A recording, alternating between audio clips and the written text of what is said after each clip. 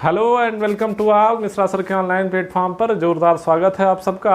आज के इस वीडियो लेक्चर में हम लोग पढ़ेंगे दिल्ली सल्तनत का एक जमदार टॉपिक, शानदार टॉपिक, जानदार टॉपिक जिसका नाम है बाबू तुगलक वंश। तो हेडिंग डाल लेंगे तुगलक वंश, साथ में चलते रहेंगे, लिखते रहेंगे और गति मेंटेन रखेंगे। बहुत ज़्यादा यदि तेज पढ़ा रहे होंगे तो कमेंट करके बताइएगा, स्पीड धीरे कर दी जाएगी। गति थोड़ा सा इसलिए बढ़ा दिया गया है बाबू, थोड़ा सा एक तो समय अभाव, ऊपर से आपको जबान दिया गया है, और तीसरी बात थोड़ा सा एग्ज़ाम हम लोगों का करीब है। पेट का एग्ज़ाम आप सब लोग जानते हैं 20 अगस्त को प्रस्तावित है, और लगभग सब कुछ ठीक ठाक रहा तो 20 अगस्त के आगे एग्ज़ाम नहीं जाएगा, और यही प्रार्थना की जाती है कि एग्ज़ाम न टले और अच्छे से एग्ज़ाम हो। सबसे पहला प्रश्न आपसे पूछा जाएगा, जो महत्वपूर्ण प्रश्न बन सकते हैं चलते रहेंगे सीधे प्रश्न उत्तरी फॉर्म में। यदि आपसे कोई पूछा कि तुगलक वंश का बाबू संस्थापक बता दीजिए, तो तुगलक वंश का संस्थापक बता दीजिएगा गयासुद्दीन तुगलक।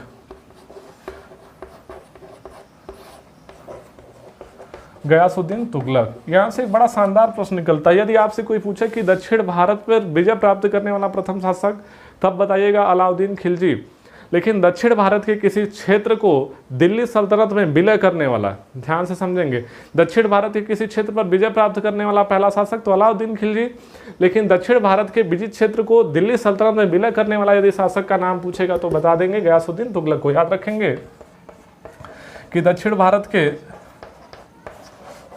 भारत के विजित क्षेत्र को, स्पेशली वारंगल है, दक्षिण भारत के विजित क्षेत्र को दिल्ली सल्तनत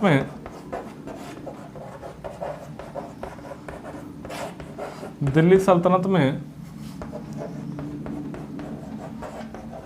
शामिल किया था। याद रखेंगे बाबू। अगली बात याद रखेंगे, यदि आपसे कोई पूछे बाबू सिंचाई के लिए मध्यकालीन भारत में सबसे पहली बार निर्माण किसने करवाया था? सिंचाई के लिए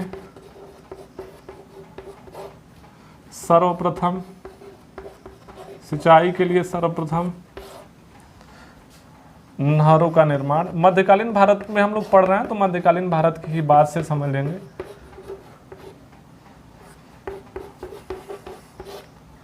तो तुगलक वंश में देखें तो गयासुद्दीन तुगलक इसके संस्थापक हो गए। दक्षिण भारत के विजित क्षेत्र को दिल्ली सल्तनत में शामिल किया था, और सिंचाई के लिए इन्होंने सर्वप्रथम नहरों का निर्माण किया था। ठीक है, ये लिख लेंगे पूरा। गयासुद्दीन तुगलक के पश्चात देखें तो गयासुद्दीन तुगलक का एक बेटा था जिसका नाम है बाबू मोहम्मद बिन तुगलक, जिसे इतिहास में पागल बादशाह की संज्ञा दी जाती है। तो मोहम्मद बिन तुगलक और फिरोज शाह तुगलक, यही तीन जो शासक हैं महत्वपूर्ण हैं। कहा यह जाता है कि गयासुद्दीन तुगलक और इन्हीं के शासनकाल में एक सूफी संत हुआ करते थे जिनका नाम था बाबू निजामुद्दीन औलिया। निजामुद्दीन औलिया और गयासुद्दीन तुगलक के बीच में बना नहीं करता था। तो गयासुद्दीन तुगलक के जो पुत्र हैं जिनका नाम है बाबू MBT, मोहम्मद बिन तुगलक, पूरा नाम इनका जब भी कॉपी में नोट करेंगे पूरा नाम लिखिएगा, मोहम्मद बिन तुगलक। कहा यह जाता है कि गयासुद्दीन तुगलक जब अभियान पे गया हुआ था तो मोहम्मद बिन तुगलक को निजामुद्दीन औलिया यानी से रिप्रेजेंट किया जा रहा है, ध्यान से समझेंगे। मोहम्मद बिन तुगलक को निजामुद्दीन औलिया बाबू संगीत की शिक्षा दे रहे थे। मोहम्मद बिन तुगलक को काफ़ी विषयों का ज्ञान था। अभी मोहम्मद बिन तुगलक को जब हम लोग पढ़ेंगे तो देख लिया जाएगा। अब पिता को यह बात पता चली, वो भी उनसे सीख रहे हैं जिनसे पिताजी का संबंध अच्छा नहीं था। पिताजी ने एक विशेष तौर पर एक पत्र भिजवाया निजामुद्दीन औलिया को, संदर्भ में इन्हीं को संबोधित करते हुए कहा कि ऐसा ही गाना बजाना बंद करिए, नहीं तो आएंगे तो काट के जमुना में फेंकवा देंगे। अब निजामुद्दीन औलिया ये भी मनबड़ा आदमी थे, जिद्दी टाइप के। निजामुद्दीन औलिया ने कहा कि हुनूज दिल्ली दूरस्थ, तो पेपर में पूछा जाएगा कि हुनूज दिल्ली दूरस्थ अर्थात इनके द्वारा जो स्टेटमेंट दिया गया पेपर में पूछा जाता है कि यह कथन किसका है, तो बता देंगे निजामुद्दीन औलिया का है। किसके लिए इन्होंने कहा था? तो गयासुद्दीन तुगलक के लिए। हुनूज दिल्ली दूरस्थ जो प्रचलित कहावत है, नहीं कहा जाता है कि हुजूर दिल्ली अभी दूर है, तो ये निजामुद्दीन औलिया के द्वारा ही कहा गया था गयासुद्दीन तुगलक को। तो हुनूज दिल्ली दूरस्थ अर्थात हुजूर दिल्ली अभी दूर है। जब तक आएंगे तब तक इनका सिलेक्शन करवा देंगे इंडियन आइडल में, बात क्लियर है? हुजूर दिल्ली अभी दूर है, इनको एकदम मस्त गवैया बना देंगे। आगे चल करके यदि आप देखेंगे तो तुगलक वंश में जब गयासुद्दीन तुगलक विजय अभियान के दौरान आ रहा था तो जश्न के लिए पांडाल बनाया गया था, लकड़ी का पांडाल, और हाथी पे बैठ करके सुल्तान की एंट्री हो रही थी। गाना बहुत बढ़िया से बज रहा था। हुआ क्या कि अपनी सूंड से हाथी को गाना बढ़िया नहीं लगा, बस पंडाल को खींच दिया और जो पांडाल बना हुआ था वो इनके सर के ऊपर गिर गया, ब्रेन हेमरेज हो गया और गयासुद्दीन तुगलक के इस प्रकार से हो गई मृत्यु। तो पांडाल ऊपर गिर जाने के कारण, पांडाल ऊपर गिर जाने के कारण बाबू होती है मृत्यु इनकी। अब अलग अलग इतिहासकारों का अलग अलग मत है, वो उसको कभी बाद में चर्चा की जाएगी। कुछ इतिहासकारों ने कहा कि यह एक षड्यंत्र था, कुछ इतिहासकारों ने इसको दुर्घटना बताया हुआ है कि मोहम्मद बिन तुगलक का ऐसा कोई मनोदशा के साथ ये किया गया कार्य नहीं था कि इस तरीके से पिता की हत्या करवाई जाए और गद्दी को प्राप्त किया जाए। तो गयासुद्दीन तुगलक की मृत्यु जब हो जाती है, गयासुद्दीन तुगलक की मृत्यु के पश्चात इस वंश का जो अगला शासक बनता है, जो स्पेशली ज़्यादा प्रसिद्ध हुआ, किस बात के लिए? अपने एक्सपेरिमेंट के लिए, अपने प्रयोगों के लिए। अब हुआ क्या था कि सिंचाई के लिए इन्होंने बहुत बड़ी संख्या में वो पैसा खर्च कर दिया था। किसने? गयासुद्दीन तुगलक ने। तो राजकोष में काफ़ी धन में कमी आ गई थी। उस धन की कमी को पूर्ण रूप से पूरा करने के लिए कि राजकोष में पुनः धन की आपूर्ति कराया जाए, मोहम्मद बिन तुगलक चूंकि पढ़ा लिखा व्यक्ति था तो ये लगातार एक्सपेरिमेंट करने के प्रयास में रहा। जैसे सिंपल बात ये होती है कि जो जिस समय के काल के हिसाब से यदि कोई व्यक्ति आगे तक दूर तक सोच रहा होता है तो जो सामान्य श्रेणी के लोग होते हैं उसकी जो दूरदर्शी सोच होती है उसको वो समझ नहीं पाते हैं। तो मोहम्मद बिन तुगलक के बारे में आप सिंपली यही कह सकते हैं कि अपने समकालीन जितने भी लोग रहे, शासक रहे, उनसे वो काफ़ी दूरदृष्टि वाला रहा और उसकी नीतियां यदि देखें तो नीतियां बहुत शानदार थी, बशर्ते उस नीतियों का सही से क्रियान्वयन नहीं हो पाया। तो नीतियां महत्वपूर्ण है लेकिन उससे ज़्यादा महत्वपूर्ण है उसका क्रियान्वयन। आप टाइम टेबल बना लीजिए 12 घंटे का, 14 घंटे का, 18 घंटे का, 20 घंटे का और पढ़ें 1 घंटा तो सलेक्शन नहीं होगा। टाइम टेबल 6 घंटे का रहे, नियमित रूप से यदि पढ़ाई करेंगे तो सलेक्शन कहीं ना कहीं निश्चित रूप से तय ही है। यहाँ तक बात क्लियर है? तो अब देखते हैं मोहम्मद बिन तुगलक के बारे में, इसका एक स्क्रीनशॉट ले लीजिएगा। चलते हैं मोहम्मद बिन तुगलक की तरफ। मोहम्मद बिन तुगलक है बड़ा टॉपिक, खैर चिंता करने की बात नहीं है। आपके वनडे एग्जाम में जो पूछा जाएगा प्रयास करते हैं कि करा दिया जाए उसको। हेडिंग डालेंगे क्या? मोहम्मद बिन तुगलक। MBT हम लिख दे रहे हैं, आप अपनी कॉपी में लिखिएगा मोहम्मद बिन तुगलक। मोहम्मद बिन तुगलक का यदि टोटल टाइम पीरियड लिख लेंगे तो 1325 1325 से लेकर के 1351 तक। एक पहला प्रश्न ये भी पूछा जाता है कि तुगलक वंश का बाबू टोटल टाइम पीरियड कितना रहा, तो 1320 से लेकर के 1414 याद रखिएगा। कभी कभी पूछ दिया जाता है कुल कितने वर्षों तक रहा, तो 1414 में से 1320 घटा देंगे, 94 के आसपास जो है 94 वर्ष के आसपास संख्या आएगी। ठीक है, उतना समयावधि तक इनका शासन रहा था। यहाँ तक बात क्लियर है? तो मोहम्मद बिन तुगलक को देखते हैं कि ये किस किस विषय के बाबू ज्ञानी हुआ करते थे। पहले इनका मूल नाम पेपर में पूछा जाएगा कि मूल नाम बता दीजिए बाबू। मोहम्मद बिन तुगलक का मूल नाम, तो मूल नाम बाबू का है जूना खां या तो जौना खां।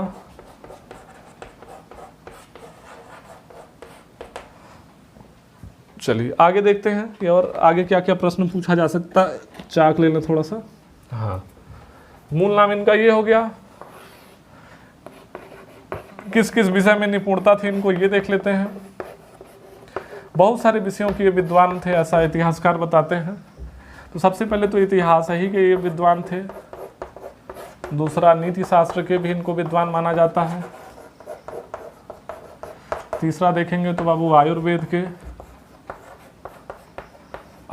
के। चौथा देखेंगे तो बाबू गणित के।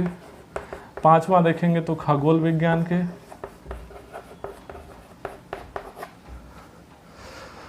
हाँ, और कुछ बच रहा है? एक तो ज्योतिष भी लिख लीजिए। बहुत सारे विषय के ये विद्वान हुआ करते थे। तो इतिहास, नीति शास्त्र, आयुर्वेद, गणित, खगोल विज्ञान, ज्योतिष, संगीत भी लिख लीजिए, सीख रहे थे ना, उसी के लिए पूरा मैटर हो गया था। तो इत्यादि इन सभी विषयों के बड़े विद्वान टाइप के व्यक्ति हुआ करते थे। पेपर में बड़ा एक अच्छा प्रश्न पूछा जाता है, मोरक्को का यात्री मोहम्मद बिन तुगलक के शासनकाल में ही, मोहम्मद बिन तुगलक के शासनकाल में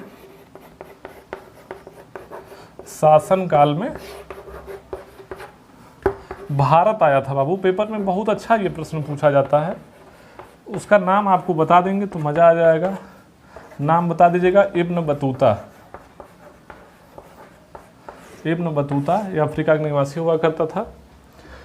और इब्न बतूता को इसने बाबू दिल्ली में काजी नियुक्त किया था, याद रखिएगा। दिल्ली में मोहम्मद बिन तुगलक ने काजी, न्यायाधीश इनको नियुक्त किया था, काजी नियुक्त किया था, लिखेंगे।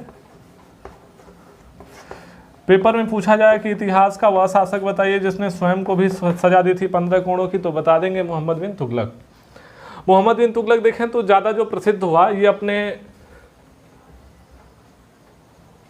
प्रयोगों के लिए कह सकते हैं। मोहम्मद बिन तुगलक बाबू अपने प्रयोग के लिए जाना गया इतिहास में।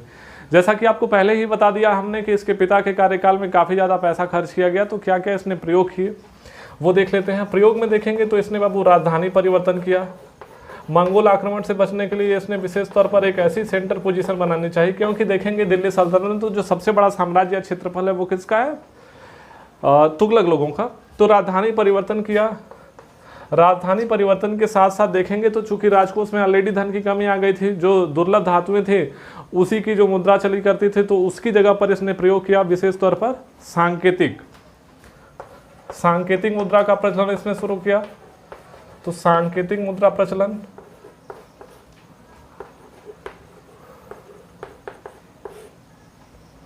और तीसरा देखेंगे खुरासान अभियान। खुरासान एवं कराचिल अभियान पूरा इसको बोला जाता है। ये 3 महत्वपूर्ण अभियान रहे। एक बात और यहाँ से ध्यान रखेंगे, इब्न बतूता की एक पुस्तक है बाबू, पेपर में पूछी जाती है। इसकी पुस्तक का नाम है रेहला, याद रखिएगा। अब देखें इसको पूरा हम लिख ले रहे हैं, एक बार एलोबोरेट कर दे रहे हैं, ध्यान से सुनिएगा। राजधानी परिवर्तन, चूंकि ये सेंटर पोजीशन बनाना चाहता था इसलिए दिल्ली से राजधानी परिवर्तन कर दिया। दिल्ली से राजधानी परिवर्तन करके गया कहाँ पर, दौलताबाद। हालांकि थोड़ा सा और डीप लेवल में जाएंगे तो देखेंगे इस बात को लेकर के अलग अलग प्रश्न हैं। हुआ क्या था, एक चीज़ और लिख लेंगे यहाँ पे चाहें तो, एक परिवर्तन और इसने किया था, 2 आप में कर वृद्धि, यहाँ पर लिख दे रहे हैं 2 आप में कर वृद्धि।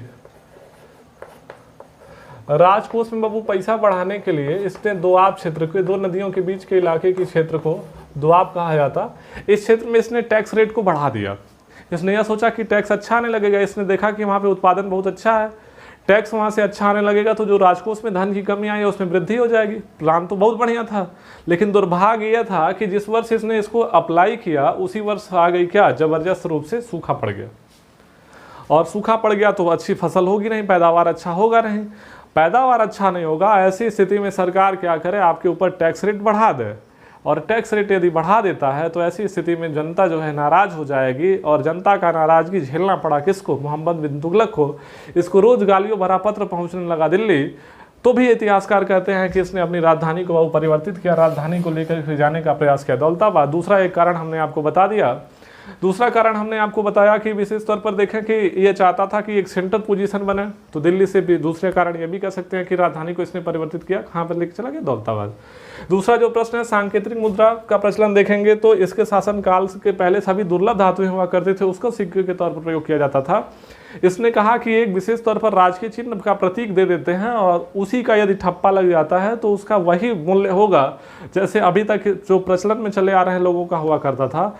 इसका सबसे बड़ा नुकसान ये हुआ कि मार्केट में देखेंगे तो काफ़ी ज़्यादा जाली जो है सिक्के बनने लगे, सब लोग अपना ही लगे नोट छापने। ऐसी स्थिति में जितना सरकारें जो है धन जारी करती थी उससे ज़्यादा धन जो है मार्केट में आ गया, तो इस प्रकार से इसकी यह भी योजना असफल हो गई। तीसरा देखेंगे बाबू तो खुरासान या कराचिल अभियान, ये अभियान स्पेशली छेड़ा गया था उस क्षेत्र पर विजय प्राप्त करने के लिए, लेकिन कुछ कारण ऐसा बना कि अफगान के शासक से इनका हो गया थोड़ा सा अच्छा संबंध। दिक्कत ये हो गई थी कि इसने सोचा कि अपने सैनिकों को ज़्यादा एनर्जेटिक करने के लिए, अच्छा फील कराने के लिए सैलरी बाबू इन्होंने एडवांस में दे दिया। प्लान इनका ये भी ठीक था, आदमी को पैसा मिल जाता है तो थोड़ा सा और एनर्जेटिक हो जाता, लेकिन इसको नहीं पता है कि ये भारत की जलवायु है, यहाँ पर सैलरी जो है महीना बाद में मिलता है तो भी आदमी सरकारी नौकरी में एकदम मस्त पड़ा रहता है। जाके कभी आप विकास भवन में जाकर देखिए, बाबू लोग ऐसे मिलेंगे पान खाते हुए, ऐसे लगेगा कि उनके बाप का राज है हिंदुस्तान में, कि उनके बाप एकदम सब कुछ सेट करके गए हैं कि उसी तरीके से चलता रहे। तो ये समझ नहीं पाया कि ये भारत की धरती है, और भारत की धरती है, पैसा मिल गया ऑलरेडी एडवांस में, तो आदमी कहाँ पे उतना एक्टिव हो पाएगा। दूसरी बात, इनकी जो सेना थी बाबू वो समतल भूमि पे लड़ने वाली थी, और इस क्षेत्र में देखेंगे तो ये काफ़ी पहाड़ी क्षेत्र का इलाका हुआ करता था। पहाड़ी क्षेत्र के लिए स्पेशल सेना होती है जो ट्रेंड की जाती है। अब बहुत सारे सैनिक पता चला था जहाँ लड़ना पहुँचना था, पहुँच नहीं पाए, रास्ते में भुला गए सब, तो इस प्रकार से इसका यह भी अभियान क्या हो गया, असफल माना जाता है। इसके लिए कुछ और नाम दिए जाते हैं मोहम्मद बिन तुगलक को, जैसे यदि आपसे कोई पूछे विरोधी तत्वों का मिश्रण किस शासक को कहा जाता है, कहने का मतलब नाम बहुत ज़्यादा था, पढ़े लिखे बहुत ज़्यादा थे, बाकी सब काम इनसे गड़बड़ हो रहा था, तो विरोधी तत्वों का मिश्रण कहा जाता है इनको। इसके अतिरिक्त इसे इतिहास में बाबू पागल बादशाह की संज्ञा दी गई है, पागल बादशाह। 2-3 प्रश्न और जान लेंगे तो आपके वनडे एग्जाम में बनने वाले प्रश्न हम लोग फंसा लिया जाएगा इसी वीडियो क्लास से।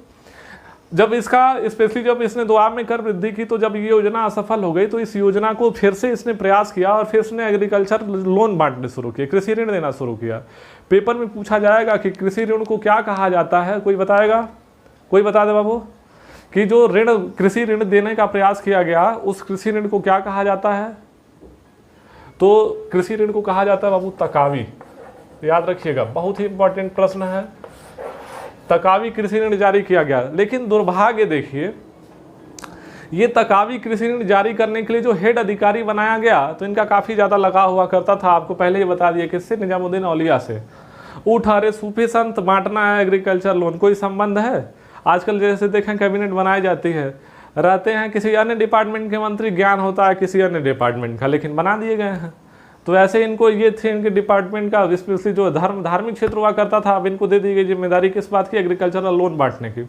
एग्रीकल्चरल लोन बांटने के लिए दूर रहा, ये सभी पैसा बाबू खर्च कर दिए किसमें? धार्मिक कार्यों में। इस वजह से इनकी ये भी योजना सफल हो गई। तकावी कृषि ऋण याद रखिएगा, इसने एक अलग ही विभाग बना दिया था जिसको कहा जाता है कृषि विभाग। उस समय उस जमाने में इसको कहा जाता था दीवाने को ही। याद रखिएगा कि मोहम्मद बिन तुगलक के शासनकाल में बनाए गए कृषि विभाग को क्या कहा जाता है बाबू? दीवान एक को ही। और दीवाने को ही ये कृषि विभाग है, और कृषि विभाग को ऑपरेट करने के लिए कृषि मंत्री का पद बनाया गया, और कृषि मंत्री के पद को कहा गया था बाबू क्या? अमीर ए कोही। क्या कहा गया था? अमीर ए कोही। उम्मीद करते हैं यहाँ तक की बात क्लियर है। आगे चल करके देखेंगे तो 1351 में इनकी मृत्यु हो जाएगी, और 1351 में मृत्यु होने के बाद इसके चाचा रज्जब का जो है पुत्र हुआ करता था, और इसका चचेरा भाई जिसको हम लोग इतिहास में फिरोज शाह तुगलक के नाम से जाना जाता है। फिरोज शाह तुगलक को हम लोग देखेंगे किसी अन्य वीडियो क्लास में, जिसमें हम लोग चर्चा करेंगे उसी के साथ विजयनगर और बहमनी साम्राज्य की भी। आज के इस वीडियो लेक्चर में बहुत ज़्यादा लंबा न बने इसलिए ऐसा प्रयास किया जा रहा है। अगले वीडियो लेक्चर में हम लोग देखेंगे फिरोज शाह तुगलक के बारे में। तब तक बने रहिए हमारे साथ। आपका दिन शुभ हो, आपकी रात्रि शुभ हो, आपका पूरा जीवन शुभ हो। आप लगातार बेहतर प्रयास करते रहें। बाकी जो कोई भी गिला शिकवा शिकायत हो कमेंट बॉक्स में कमेंट करके बताएं। धन्यवाद।